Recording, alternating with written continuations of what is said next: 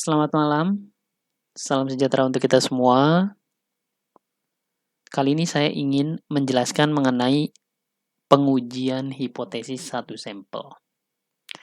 Di sini ya, uji hipotesis atau hipotesis dan uji hipotesis ini dijelaskan yaitu hipotesis adalah pernyataan tentang parameter populasi yang dikembangkan untuk tujuan pengujian. Jadi hipotesis itu merupakan parameter atau tingkat ukuran ya yang berdasarkan populasi untuk dikembangkan yang bertujuan melakukan pengujian.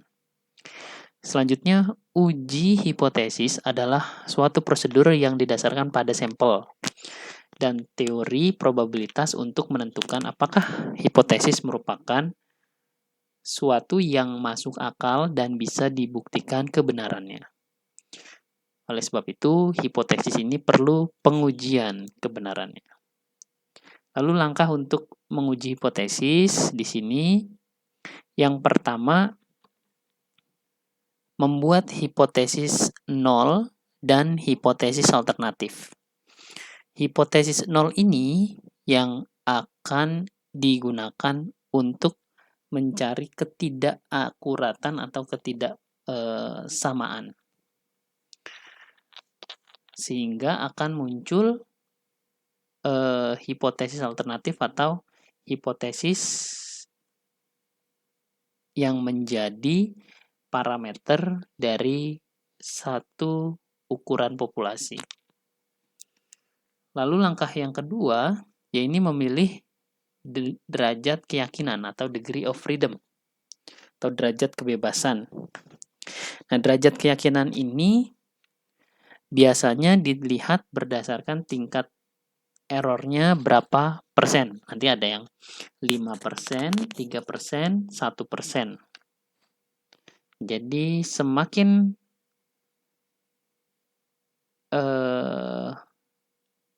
kecil tingkat errornya, maka derajat keyakinannya semakin besar. Atau tingkat kepercayaannya semakin besar. Lalu langkah yang kedua, memilih uji statistik. Dari uji statistik ini tentunya nanti akan ada beberapa pilihan. Misalkan uji beda rata-rata atau uji T yang biasa digunakan. Atau untuk variabel yang banyak atau kelompok yang banyak bisa digunakan pengujian statistik analysis of variance atau menguji variansi. Lalu selanjutnya, langkah keempat adalah keputusan, yaitu gagal menolak H0 atau menolak H0. Jadi di sini ada keputusannya, gagal menolak H0 artinya menerima H0. H0 ini diterima, maka penelitian itu tidak ada tingkat signifikansinya atau sama saja. Sebagai contoh, misalkan saya kasih gambaran mengenai pengaruh efektivitas program pelatihan, misalkan. Efektivitas program pelatihan antara sebelum dan sesudah diberikan pelatihan, ternyata kemampuan atau kinerja dari peserta pelatihan di karyawan X misalkan, itu sama saja, tidak ada peningkatan. Nah, ini artinya gagal menolak H0. Artinya efektivitas dari pelatihan tersebut tidak ada. Atau menolak H0. Artinya kalau menolak H0, menerima H alternatif. Sehingga efektivitas dari sebuah pengujian itu bisa dibuktikan. Lalu yang selanjutnya adalah langkah membuat hipotesis nol dan hipotesis alternatif. Di sini hipotesis nol atau the null hypothesis adalah hipotesis nol yang akan diuji kebenarannya. Lalu yang kedua, hipotesis alternatif atau alternate hypothesis, HA, adalah suatu pernyataan yang akan kita simpulkan jika kita menolak hipotesis nol. Hipotesis alternatif tersebut atau disebut hipotesis penelitian research hypothesis. Nah, hipotesis alternatif ini yang akan kita terima dan kita akan menolak hipotesis nol. Di sini saya kasih contoh, misalkan rata-rata harga tiket pesawat terbang Yogyakarta ke Jakarta adalah 480.000. Nah, harga 480.000 ini merupakan mu hipotesis 0, mu sama dengan 480.000. Lalu, hipotesis alternatifnya, mu atau rata-rata tidak sama dengan 480.000. Jadi, kita bisa menduga bahwa rata-rata harga tiket pesawat itu 480.000.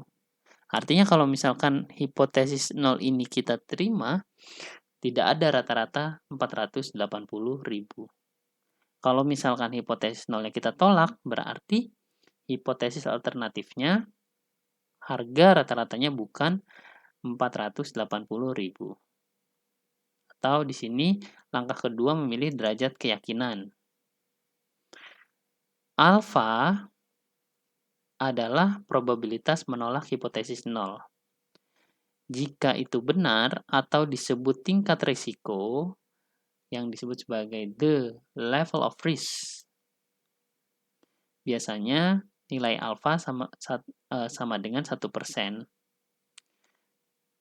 atau nilai alfa 5% dan nilai alfa 10%. Ini yang tadi saya sebut sebagai tingkat keyakinan atau derajat keyakinan. Nah, kalau misalkan alfanya 1%, berarti kita memiliki tingkat keyakinan 99%. Kalau misalkan kita memiliki tingkat alfanya 5%, berarti keyakinan kita 95%. Dan seterusnya. Tingkat alfanya 10%, maka keyakinannya 90%. Maka semakin kecil alfa ini, ya, maka semakin besar tingkat keyakinannya. Lalu kita langkah selanjutnya yaitu memilih uji statistik. Nah, ada beberapa pengujian statistik yang biasa digunakan untuk membuktikan hipotesis 0. Bisa menggunakan Z, T, F, dan X atau chi-square. Ingat, ini dibacanya chi-square. Lalu, untuk pengujian hipotesis selanjutnya, misalkan untuk uji Z, kita memiliki rumus. Di sini rata-rata, ya, perbandingan rata-rata ya, atau nilai rata-rata, dibagi standar deviasi atau lambang sigma kecil di sini dibagi akar per n. Maka langkah selanjutnya membuat keputusan gagal menolak atau menolak hipotesis 0. Misalkan ya, jika alfa 5% atau 0,05% untuk uji satu sisi, maka nilai kritis distribusi Z atau statistik Z-nya adalah 1,65. Ini kita bisa melihat tingkat dari errornya, ya. Di sini gagal menolak hipotesis 0.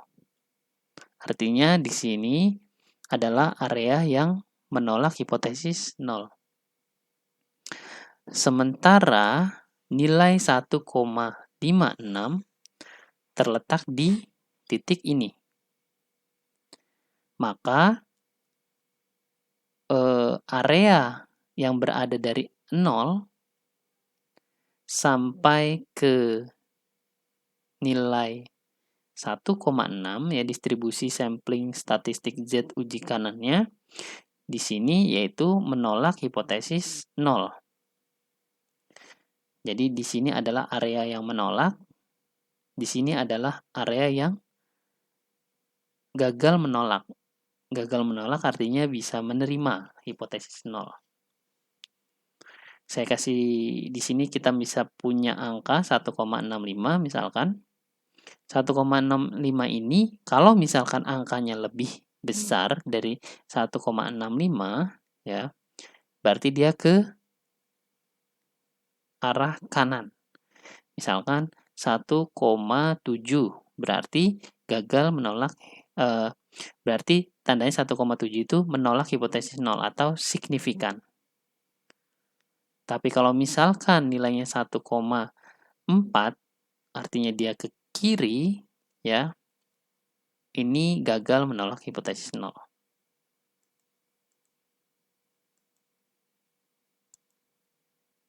Lalu selanjutnya uji signifikansi satu sisi dan dua sisi. Uji satu sisi atau one tail test diberlakukan jika kita mempunyai informasi tentang arah tanda di dalam hipotesis alternatif. Lampu Philips ingin menguji kebenaran bahwa rata-rata pengguna lampu Philips lebih dari 1 tahun atau 360 hari.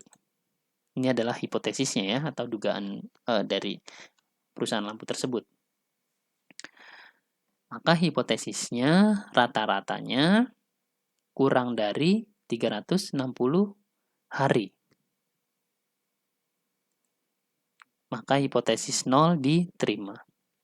Lalu kalau misalkan rata-ratanya lebih dari 360 hari, maka hipotesis 0-nya ditolak, lalu hipotesis alternatifnya diterima. Jadi ingin melihat kebenarannya, maka lampu ini harus lebih dari 360 hari.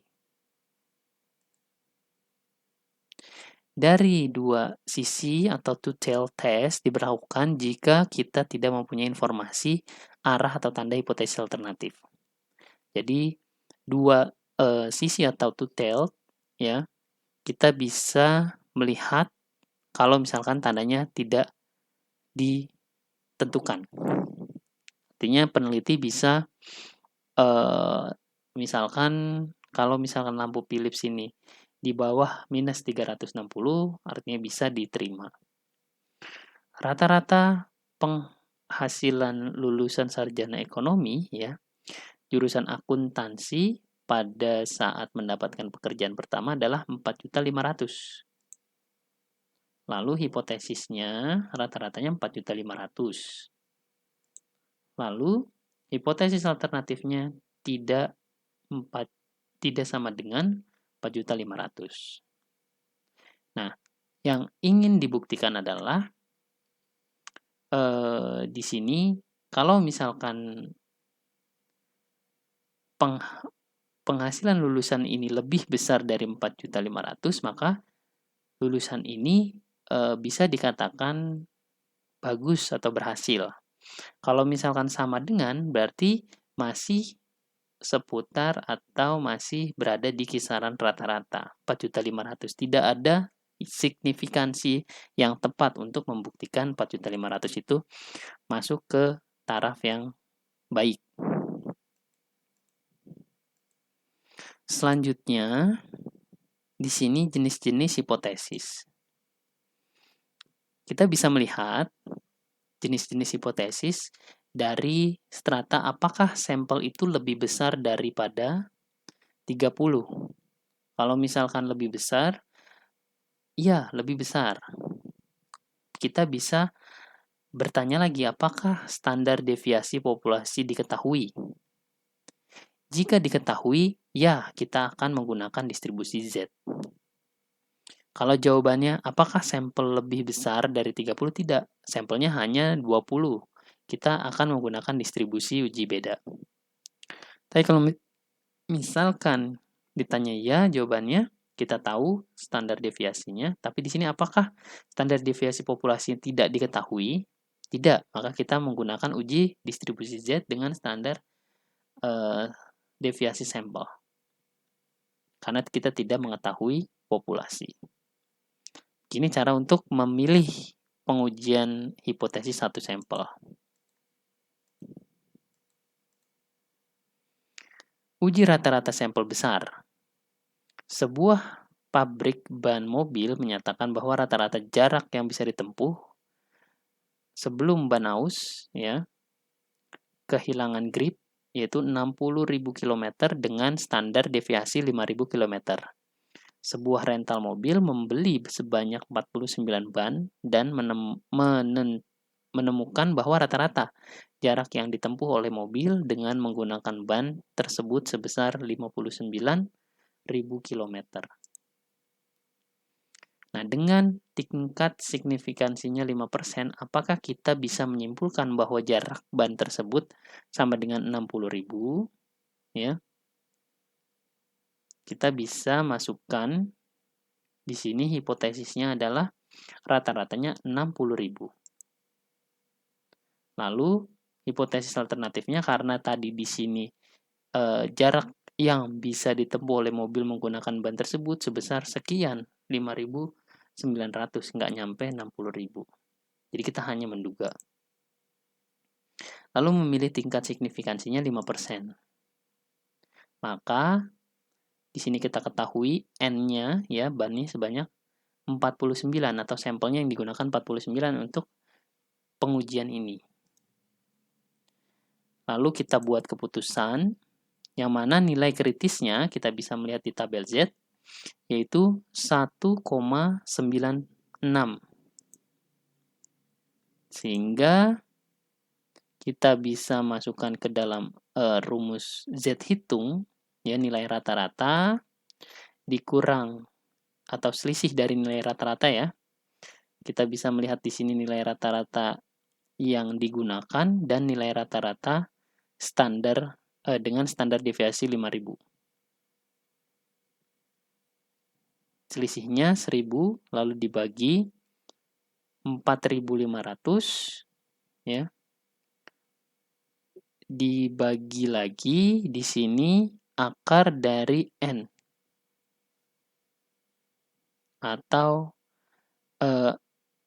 di sini adalah sigma ya, atau standar deviasinya 4.500 dibagi N.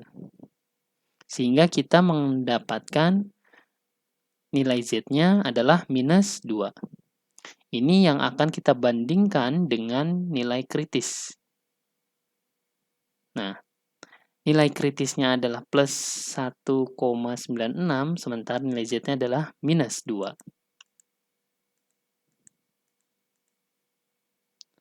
Nah, ini di sini kita bisa melihat, kita menolak hipotesis 0, sehingga kita bisa menyimpulkan bahwa jarak tempuh ban tidak sama dengan 60.000 km. Karena kita menggunakan dua sisi, di sini nilai 1,96, dan di sini minus 1,96. Kita menggunakan dua sisi, sehingga di sini adalah area penolakan atau area yang menerima hipotesis 0. Kalau misalkan dia kurang dari 1,96, maka nilainya adalah hipotesisnya hipotesis 0 diterima, hipotesis alternatifnya ditolak. Karena nilainya minus 2, maka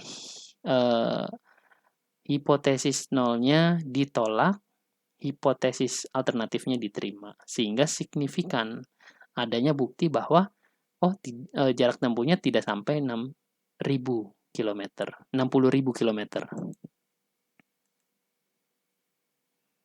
Contoh lagi, seorang bekerja di hotel bintang 5 dengan taraf internasional. Pada saat wawancara manajer hotel mengatakan bahwa seorang bisa menghasilkan tips uang tambahan sebesar $20 per hari, $20 per hari. dalam waktu 36 hari pertama kerja. Sehingga jumlah rata-rata tips per harinya yaitu 24,5 dengan standar deviasi yaitu 10,5 dolar. Dengan tingkat signifikan 1%, apakah kita bisa menyimpulkan bahwa pelayan hotel tersebut bisa menghasilkan rata-rata tips lebih dari 20 dolar per hari? Hipotesis nolnya rata-rata kurang dari 20 dolar. Hipotesis alternatifnya rata-rata lebih besar nih dari 20 dolar. Memilih tingkat signifikansinya atau tingkat errornya adalah 1%. Maka kita mencari nilai Z ya dan membuat keputusan. Nilai Z kritisnya yang kita dapatkan adalah 2,33. Nah, nilai Z ini bisa diperoleh melalui tabel Z. Lalu nilai Z hitung, ya, kita tinggal masukkan selisih rata-rata dan dibagi simpangan baku dibagi N. Maka hasilnya adalah 2,71. Sehingga kita sudah bisa menyimpulkan bahwa nilai ini lebih besar daripada nilai Z kritis. Z kritis lebih kecil daripada Z hitung atau Z hitung lebih besar daripada Z kritis. Sehingga nilai penolakannya atau berada di sisi kanan.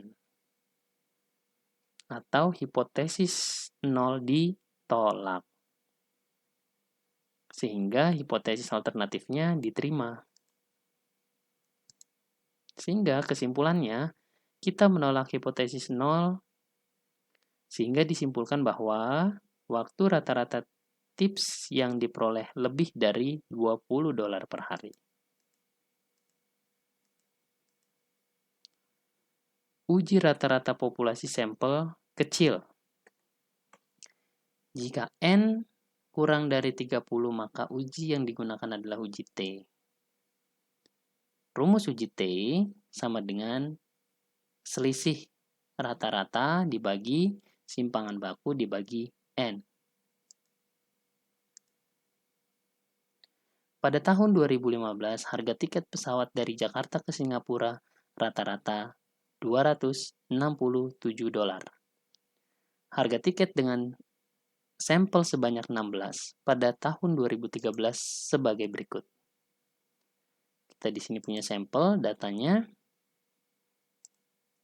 Data sebanyak 16.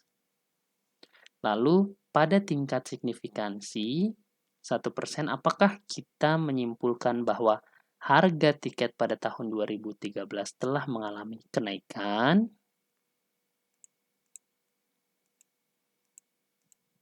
Pertama, kita tentukan hipotesis terlebih dahulu. Hipotesis nolnya sama dengan mu sama dengan 267. Hipotesis alternatifnya mu sama kurang atau lebih besar daripada 267 ya. Memilih tingkat signifikansinya alfa sama dengan 1%. Maka uji T lalu membuat keputusan. Nilai T kritis pada tingkat signifikansi 1% uji T ya. Dan kita bisa melihat degree of freedom-nya adalah 15 pada satu sisi yaitu sama dengan 2,602. Nah, nilai ini 2,6 ini yang akan kita bandingkan. Karena nanti saudara bisa mencari sendiri ya bagaimana cara mencari angka pada nilai T atau bisa menggunakan tabel T. Kita bisa masukkan ya rata-ratanya sama dengan 28,56. Lalu di sini simpangan bakunya kita dapatkan 23,28. Sehingga nilai T-nya di sini adalah selisih rata-rata dibagi simpangan baku dibagi akar N. Lalu kita mendapatkan 2,6739.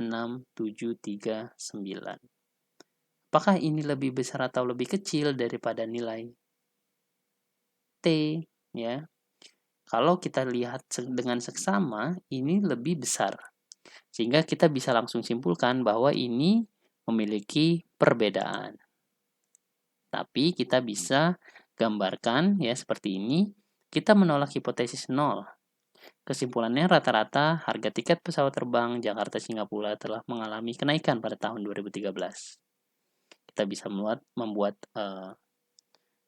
skema penolakan, yaitu dari angka 2,6 ya nilai T-nya, ternyata ada perbedaan hipotesis di sini sehingga hipotesis 0 ditolak, yaitu 2,67 lebih besar ya, mu-nya itu lebih besar daripada mu yang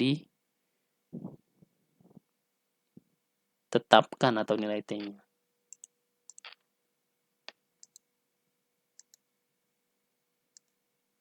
Lalu selanjutnya, perhitungan uji sampel untuk uji rata-rata dengan SPSS. Nah, kita memiliki output SPSS dengan one sample statistik seperti ini. Di sini harga tiket N-nya 16 dengan rata-ratanya 282,56 sekian. Lalu di sini ada standar deviasinya. Perlu diingat bahwa ketika menggunakan SPSS, tanda koma dan tanda titik. Ya, di sini adalah tanda koma. Standar deviasinya 23,28. Min-nya 5,8. Lalu kita bisa mendapatkan nilai T-nya di sini 2,674. Degree of freedom ini N dikurang 1. N dikurang 1. Lalu nilai signifikansinya ya adalah 0,01 atau nilai to-tail. Jadi ketika kita membaca SPSS atau di suatu kebutuhan kita tidak memiliki tabel T, kita bisa membaca nilai signifikansi to-tail. Oh, ternyata nilai signifikansi to-tailnya adalah 0,01. Nah, untuk membacanya kita membandingkan ini dengan berapa persen yang kita ambil. Kayak tadi misalkan untuk pengujian ini kita mengambil nilai tingkat signifikansinya 1%. 1% itu adalah 0,01. Jadi atau kita mengambil tingkat di sini kalau misalkan menggunakan tabel ini dia mengambil 5% atau confidence intervalnya adalah 5%, yaitu 95 kurang 5%. Nah, kalau 5% berarti 0,05. Kalau 0,05 kita bandingkan dengan 0,01 artinya lebih besar 0,05. Sehingga dapat dipastikan data ini signifikan atau memiliki perbedaan pada uji T. Kenapa? Karena nilai ini lebih kecil daripada nilai alfa. Tapi kalau misalkan kita membandingkan nilai T ini biasanya harus lebih besar. Atau di jalur to tail. Bisa lebih besar, bisa juga minus, lebih kecil.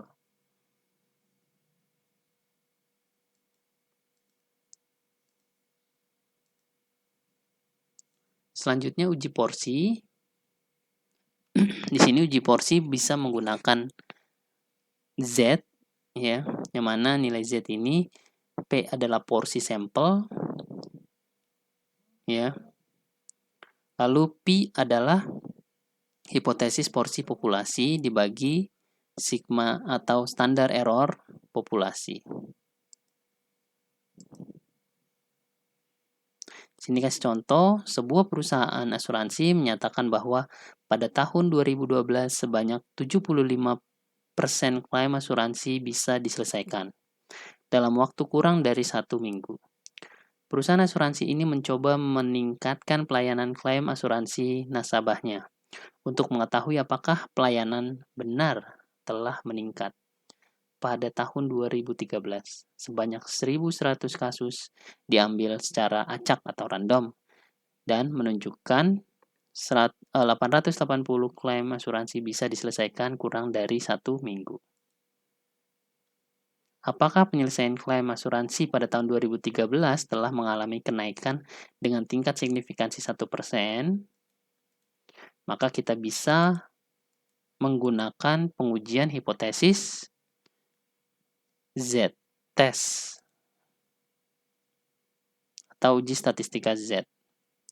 Di sini hipotesis nolnya mu kurang dari 0,75.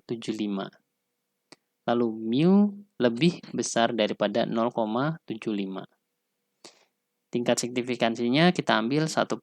Maka uji Z-nya atau kita membuat keputusan dengan tingkat kritis signifikansi 1%, satu sisi yaitu 2,33. Dilihat dari tabel Z.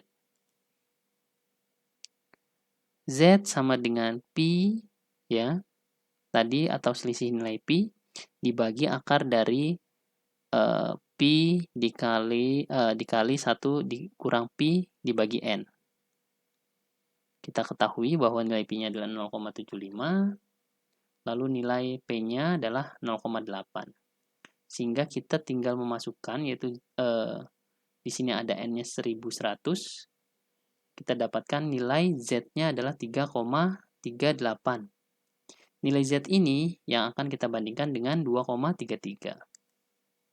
Sehingga kita simpulkan bahwa nilai Z hitung lebih besar daripada Z kritis, yaitu 2,33, sehingga menolak hipotesis 0.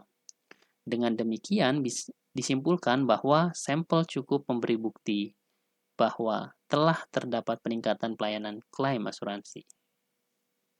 Nah, di sini kita bisa melihat bahwa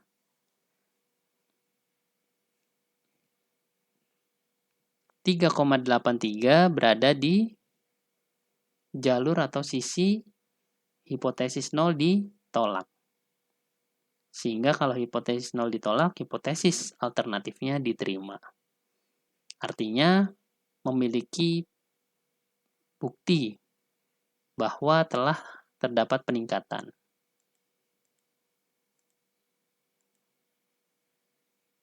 Lalu nilai p-value di dalam hipotesis. Keputusan menolak atau gagal menolak hipotesis 0 bisa dilakukan dengan membandingkan antara nilai p-value dengan nilai alfa. Ini sama seperti yang saya katakan sebelumnya, bahwa kita hanya melihat nilai 0,05 yang ada di tabel T. P-value merupakan probabilitas memperoleh nilai uji statistik tinggi mungkin dibandingkan dengan nilai sampel yang diobservasi dengan asumsi hipotesis 0 adalah benar. P-value memberikan informasi seberapa besar kekuatan dalam membuat keputusan menolak atau gagal menolak hipotesis 0. P-value sangat kecil, yaitu 0,0001, untuk menunjukkan kemungkinan bahwa hipotesis 0 benar adalah relatif kecil kebenarannya. Dan sebaliknya, kemungkinan kecil hipotesis 0 adalah salah. Jika p-value kurang dari alfa, maka hipotesis 0 ditolak. Jika p-value lebih besar daripada alfa, maka gagal menolak hipotesis 0.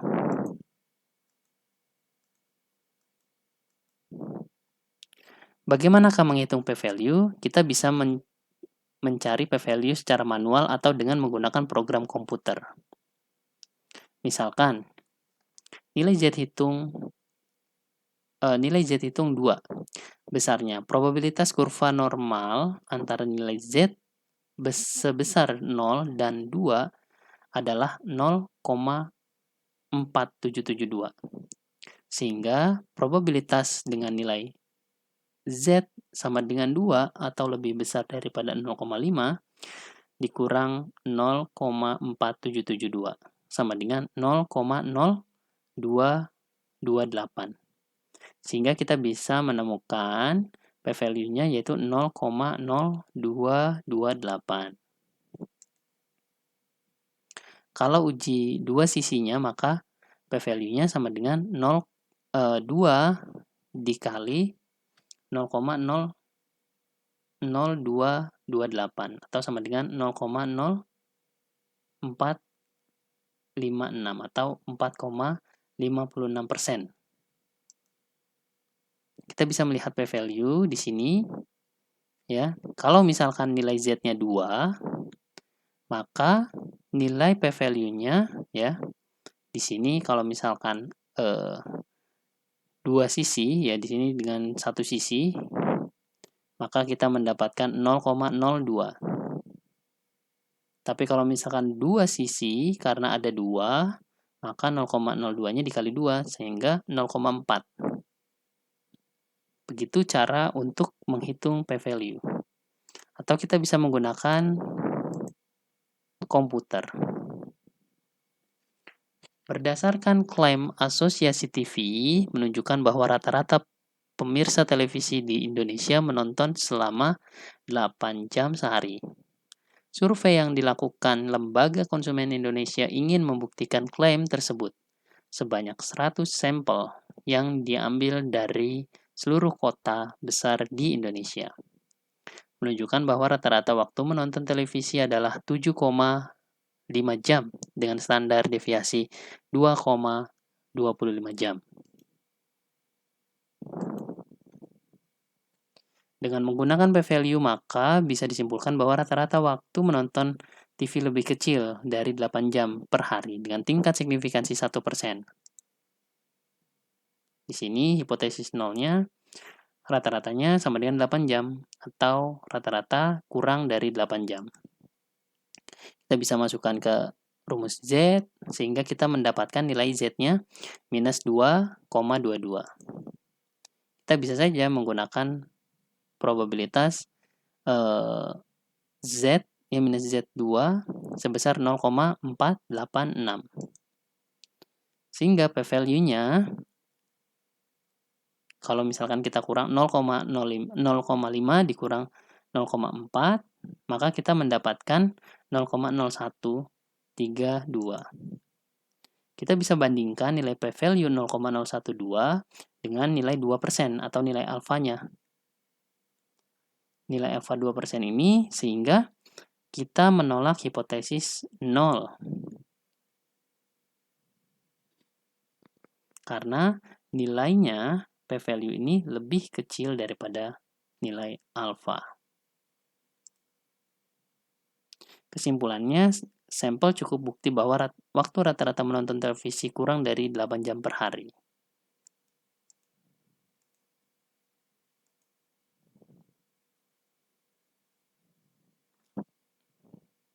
Terima kasih, ini mungkin nanti materi yang akan selanjutnya.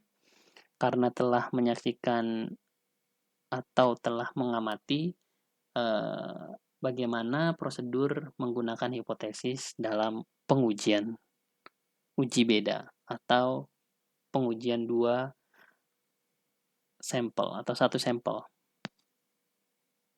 Sampai ketemu lagi di pertemuan selanjutnya.